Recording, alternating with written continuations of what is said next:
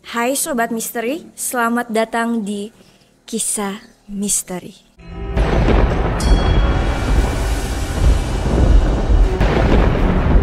Kismis, kisah misteri.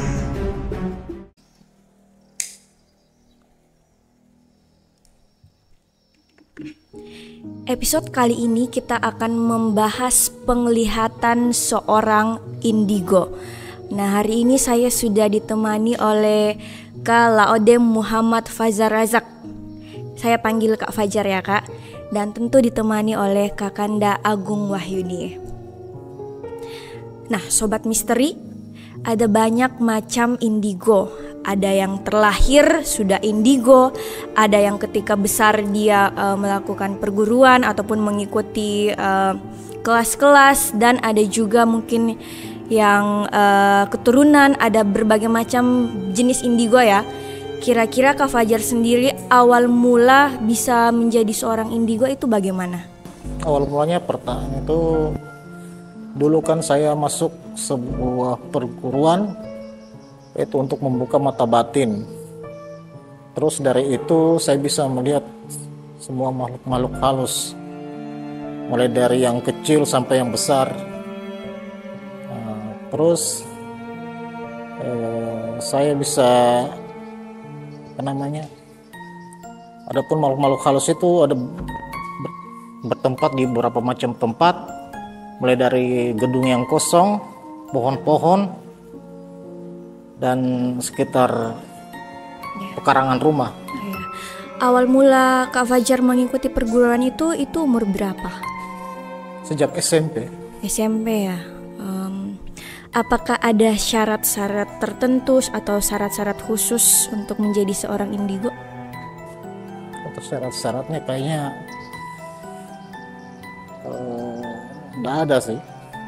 Cuma dulu waktu masuk di perguruan itu kami cuma dikasih beberapa amalan kayak doa-doa begitu. Oh, berarti ada doa-doanya ya. Ritual-ritualnya mungkin. Kalau ritual seperti puasa enggak ada, cuma doa saja. Doa saja. Itu berapa lama? Dulu saya sekitar kurang lebih 1 tahun. Oh, jadi agak lama ya. Iya. Tidak intens. Untuk membuka mata batin itu tidak intens ya Sobat Misteri. Sosok pertama yang Kak Fajar lihat itu apa? Sosok pertama yang saya lihat dulu itu seperti kuyang, kuntilanak. Kuyang? Iya. Di mana itu? Kayak ada hewan kayak kera tuh, kayak kera tuh besar. Terus saya genderuwo.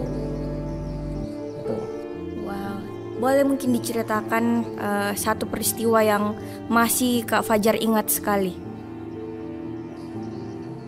Ada peristiwa pernah saya alami itu waktu masih SMA. Kebetulan itu ada di sekitar rumah saya dulu. Terus di belakang ada pohon pisang. Pohon pisang. Nah, di situ tempat kayak pocong apa semua. So, pertama saya lihat itu ya mungkin awal-awalnya takut tuh, tapi lama kelamaan terbiasa. Jadi setiap saya lihat itu kayak enggak ada rasa, maksudnya takut lagi apa enggak. Menurut Kakanda Agung sendiri, indigo itu negatif apa positif sih? Ya, tergantung dari sudut mana kita memandang. Ya, kalau saya lebih memandangnya lebih ke arah positif. Kalau arahnya positif. Dan banyak juga saya melihat beberapa orang yang indigo menyalahgunakan indigonya. Misalkan untuk keperluan-keperluan yang sekiranya tidak diperbolehkan oleh agama. Seperti melakukan pesugihan, Nah, seperti itu. Jadi kalau saya melihat Bang Fajar ini, ya sepertinya dia ini bukan indigo, karena setahu saya indigo itu orang yang sejak lahir yang memang Tuhan kasih kemampuan itu di luar kemampuan daripada manusia lainnya begitu. Manusia spesial lah kalau begitu. Jadi dia tidak hanya bisa melihat makhluk tak kasat mata, tapi dia bisa menerawang atau dalam hal ini dia bisa meramal gitu. Berarti menurut Kak Kanda Agung, Kak Fajar ini bukan indigo? Ya sepertinya, saya menduga seperti itu. Menduga ya, Saya hanya menduga seperti itu. Saya kan juga belum terlalu mendalami terkait indigo, tapi beberapa literatur yang kemudian saya baca itu menjelaskan demikian, bahwa indigo itu kemampuan yang sejak lahir dari kecil gitu. Kak Fajar, ada pernah tidak sosok yang sangat menyeramkan yang sampai Kak Fajar nggak bisa tidur berhari-hari karena Kak Fajar lihat? Di awal-awalnya itu pertama saya Sosok apa itu? kuntilanak Kuntilanak. warna merah. Kuntilanak merah. Oh, perbedaan kuntilanak putih dan kuntilanak merah itu apa sih sebenarnya? Kuntilanak merah itu ketuanya kuntilanak, Ketuanya ya. Iya. Ibaratnya bosnya ya. bosnya. Oke. Lebih berbahaya, lebih aktif apa lebih bagaimana? Oh ya itu, yang kuntilanak merah itu. Ya. Jadi kapan kalau kita hati-hati, kalau enggak punya benteng dalam diri itu bisa kita Kerasukan. ya bisa ya entah atau membunuh atau dia kasih penyakit. Oh, kuntilanak merah itu bentuknya seperti apa? Apakah bajunya berwarna merah, rambutnya berwarna merah, atau bagaimana? Pakaiannya merah, mukanya enggak jelas, merah juga ini. kayak Samar-samar penuh darah begitu ya? Ada baunya berbau. Aromanya itu bagaimana? Pokoknya kayak Bau bau yang amis tak lah. sedap barangkali. Bau amis begitu. Nah itu contoh ada di gedung Ada di mana? MPP. Gedung mana? Gedung mana? Gedung MPP. MPP MPP samping lapangan. samping lapangan. Sobat misteri. Sempat tugas saya di situ. Oh, kantornya Kak Fajar. Jadi mungkin saat berkantor tidak sengaja melihat. Kalau malam ya saya biasa. Cukup menyeramkan ya. Sangat menyeramkan ya, karena saya juga baru dengar ternyata ada loh sosok kuntilanak merah. Di area tersebut yang Yes. biasa kita lewat di situ Iya, ternyata. kita sering main-main di situ, ternyata ada seorang sosok. Wah, parah. Selain kuntilanak ada lagi nggak? Tuyul juga pernah. Tuyul. Kak Kanda Agung, tuyul itu sebenarnya kalau yang setahu saya ya sobat misteri, tuyul itu yang dikirim untuk mencuri uang. Itu gimana? Jadi beberapa disinyalir dari beberapa literatur dan orang-orang yang saya sempat mendengar bahwa tuyul itu anak-anak yang baru lahir kemudian meninggal dunia. Tuyul itu adalah sosok jin gitu.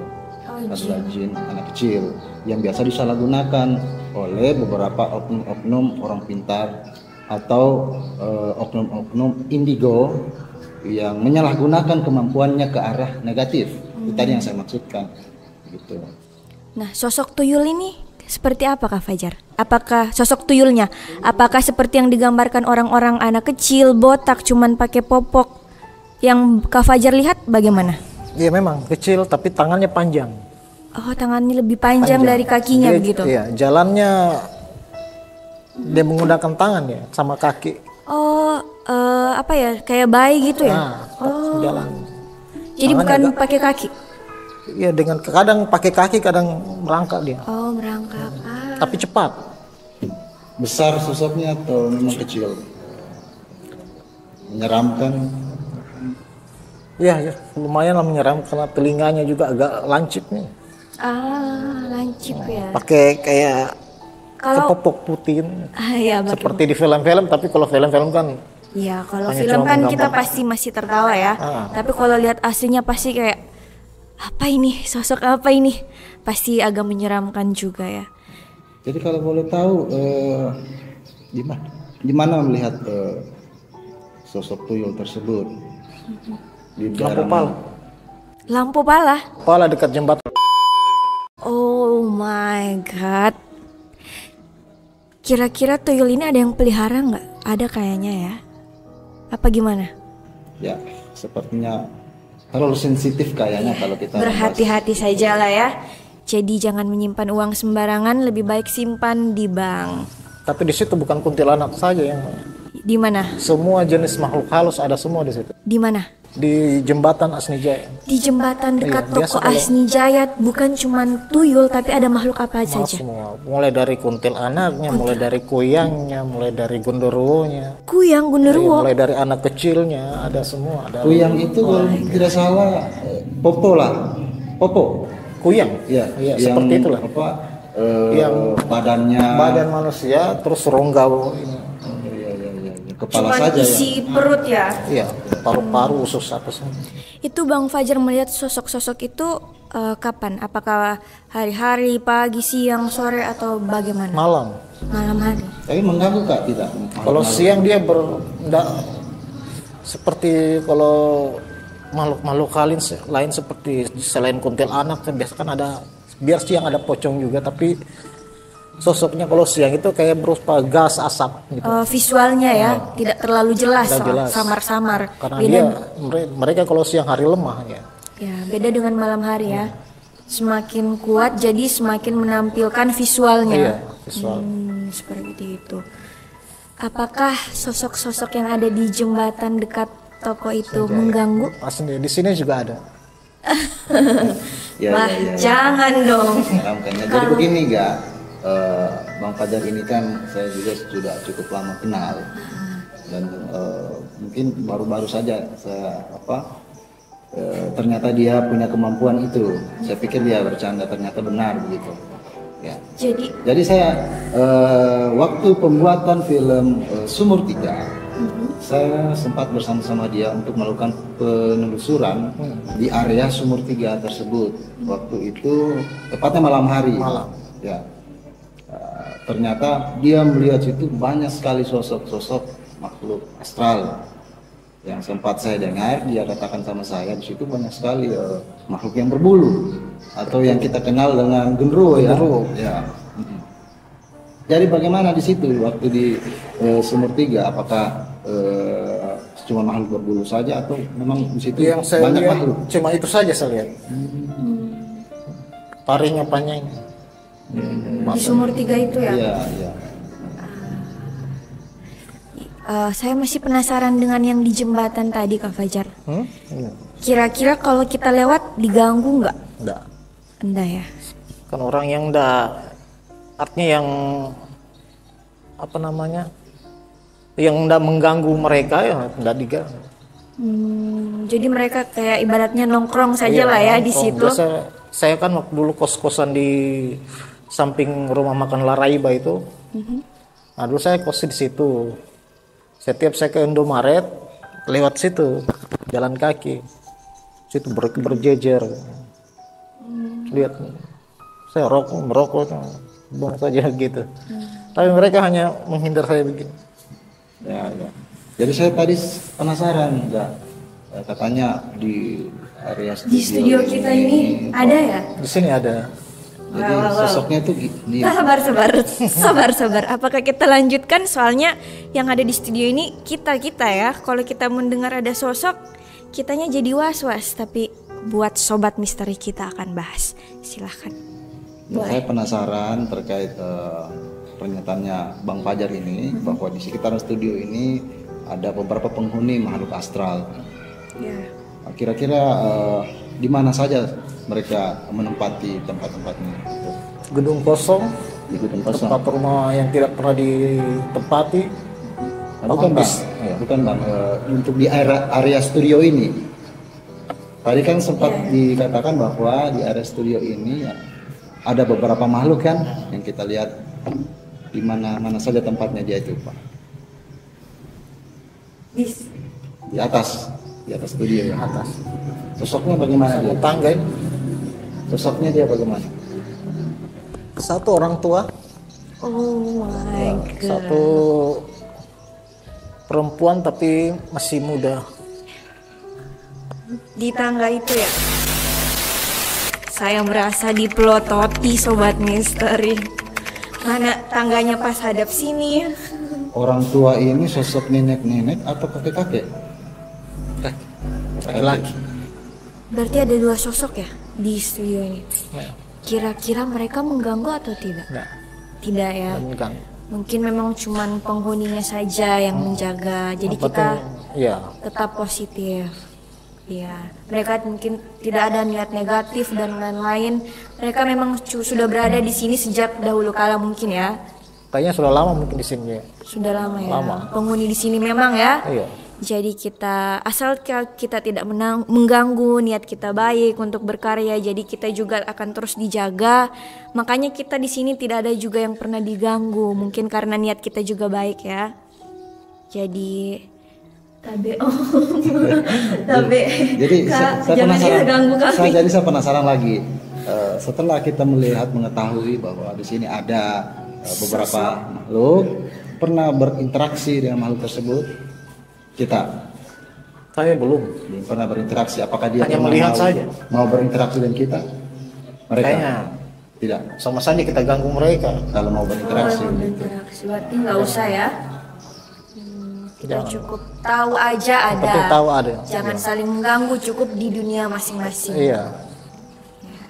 Kalau kita mau berinteraksi harus punya apa namanya kayak ilmu juga, maksudnya supaya bisa berkomunikasi dengan mereka. Tidak sembarangan. Nggak sembarang. Ya, betul. Selain di jembatan, kira-kira di Bombana ini khususnya Kasih Putih, tempat-tempat yang Kak Fajar lihat ada di mana lagi? Rujak Bupati belakang. Lah, di rumah saya, Semua di sekitar studio ini. di samping rumah saya itu, kalau di samping Rujak kerja. Bupati belakang Belakang sama Rujak. Sanawiyah. Ah, itu ada sosok apa? Sosoknya itu hitam juga, Tinggi besar. tinggi besar. Kalau yang di Sanawiyah itu kuntilanak putih. Kuntilanak Kuntilanak putih. putih. Mengganggu nggak? Kayaknya tidak mengganggu dia. Tidak mengganggu. Cuman memang penghuni Hanya di situ sering ya. ya dia nampakkan sosoknya. Yang mungkin dia menampakkan sosok mungkin sama orang-orang yang fisiknya mungkin sudah capek, lemah. Jadi mungkin secara tidak sengaja karena sudah Iya, capek, lelah. biasa jadi, begitu. Tapi nggak ada niat mengganggu. Tidak mengganggu. Kalau di Rujak ada sosok apa? Di Rujak itu ada kuyang juga. Kuyang? Belakang di kandang kuda. Iya. Kandang kuda ada kuyang. Kuyang ini sebenarnya setan jenis apa sih, Kak? Maksudnya kan ada yang bilang juga ini manusia jadi-jadian ya, yang pergi mencari mangsanya sehingga kepalanya terbang-terbang ke setiap rumah. Itu yang saya tahu, tapi sebenarnya kuyang ini bagaimana? Jelmaan jin sebenarnya. Jelmaan jin. Tujuannya? Nah itu biasa untuk mengganggu orang, mengganggu manusia. Kadang orang bisa sakit apa. Tentunya kalau ibu-ibu hamil, nah itu. Oh, anaknya kandungannya mau di ini ya? Biasa dia ambil kandungan tiba-tiba hilang. Kan biasa kan banyak begitu. Tiba-tiba bayinya hilang. Berarti untuk di Bombana ini kuyang itu masih banyak ya? Iya. Oh my god. Jadi mungkin ini waspada saja untuk para ibu hamil di luar sana ya. Lebih berhati-hati saja. Kita tidak memaksa kalian untuk percaya kepada cerita kami. Kami hanya mau mengingatkan, memberitahu bahwa ada loh seperti ini. Mau percaya atau tidaknya itu kembali lagi ke kalian. Kami cuma mau mengingatkan untuk berhati-hati, berwaspada seperti itu. Untuk mencegah kuyang ini, apa yang harus kita lakukan? Maksudnya ketika dia main ke rumah atau pada saat mungkin berkeliaran di sekitar rumah kita, terus ada saudara kita yang lagi hamil atau apa, mencegah mendekati rumah kita itu bagaimana? Ya kalau saya itu biasa kalau untuk ibu apa yang punya anak bayi itu yang baru melahirkan harus pakaikan cermin. Bayinya ditaruhkan cermin di atas kepala. Sama bawang putih. Bawang putih. Oh, pantasan anak-anak bayi itu selalu penitikan bawang putih. Iya, bawang putih. Sama cermin kecil. Dan tentunya doa. Doa juga ya. Yes. Jadi Doa. tetap kita boleh waspada, kita boleh berhati-hati, tetapi tetap ingat berdoa pada Yang Maha Kuasa. Selain sosok Kuyang, ada sosok apa lagi yang pernah Kak Fajar lihat di sekitar Bombana ini? Di sekitar itu Ladumpi ada. Di Ladumpi Tuh, Langkapan. pernah habis antar itu siapa? Antar Uri pulang Ya. naik mobil. Spesifiknya di Ada. bagian mananya? Di bagian atas Ladumpi rumahnya Ladumpi, Laya. mereka mereka Layak. rumahnya Uri. Ya. Pulang malam kebetulan ada mereka Bang Mis, Egi. Nah, terus ada orang tua nenek-nenek mau lewat. Di jalanan? Nah, saya berhentikan ini Bang Mis. Berhenti dulu. Itu kita naik mobil motor? Hah? Itu kita naik mobil atau naik motor? Naik Naik mobil. mobilnya odong. Terus kita berhentikan nih sopirnya. Miss berhenti. Ada sosok nih. Ada sosok yang mau lewat, orang tua. Terus saya turun dari mobil. Saya pegang, saya tuntun dia. Nyebrang. Ya, betul juga sih. Itu cerita itu pernah saya dengar dari beberapa teman-teman kru yang mengantar kru yang bernama Uri di Ladumpi. Bang Fajar ini sempat melihat sosok nenek-nenek yang mau menyeberang jalan. Makanya tiba-tiba pada saat itu dia menyuruh Miss untuk menghentikan mobil pada saat itu. Sontak kawan-kawan kaget. Ngapain ini Kak Fajar? Ini Fajar ini Suruh berhenti. tiba-tiba di tengah gelap gulita lah begitu di tengah jalan.